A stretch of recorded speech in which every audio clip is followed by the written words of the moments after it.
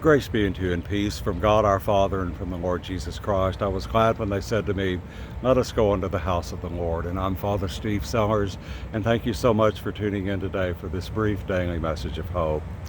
I just finished a morning of confessions and Mass and wedding anniversary blessings.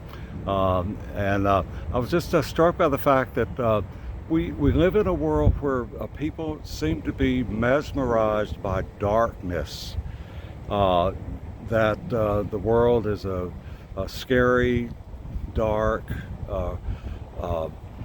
place that is filled with shadows and things that can hurt us or tempt us or even take our lives from us.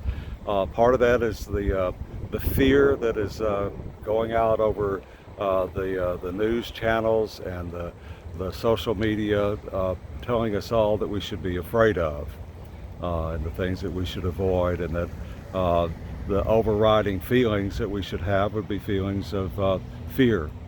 The world isn't that way at all. That's the wrong way to look at it. In the gospel today, Jesus in John chapter 8, verse 12 says, I'm the light of the world.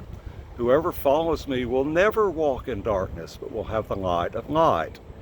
And we know that if we stay focused on Him, we are in the light, His light, which we're told in John 1 verse 5, that the light shines in the darkness, and the darkness cannot overcome it or understand it. The light of God. And we are light bearers for Him in the darkness. The psalm that we had at Mass today was from Psalm 23. The Lord is my shepherd.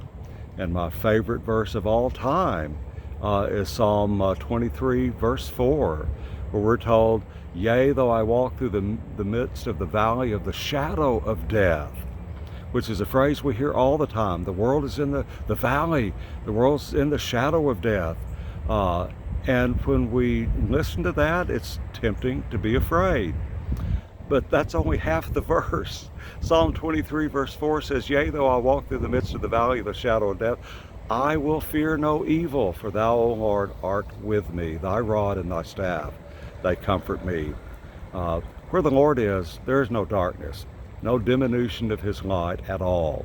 And when we walk in His light, following Him, reading His Word, going to His services of communion, the Eucharist, the sacraments of the church, when we hang out with the people of God, when we focus on the things of God, the words of God, the gifts of God, we're in the light.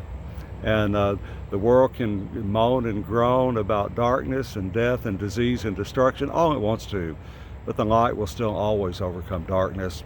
And even as a little boy, I checked it out, and I used a prop in my homily today of a little flashlight that pierces the darkness. Do it for yourself. Go into a dark closet and turn on a flashlight. See what happens to the darkness. Or do it in reverse. Turn on your flashlight and scoop up buckets full of darkness from a dark closet and try to pour it over the flashlight and see what happens. The light shines in the darkness.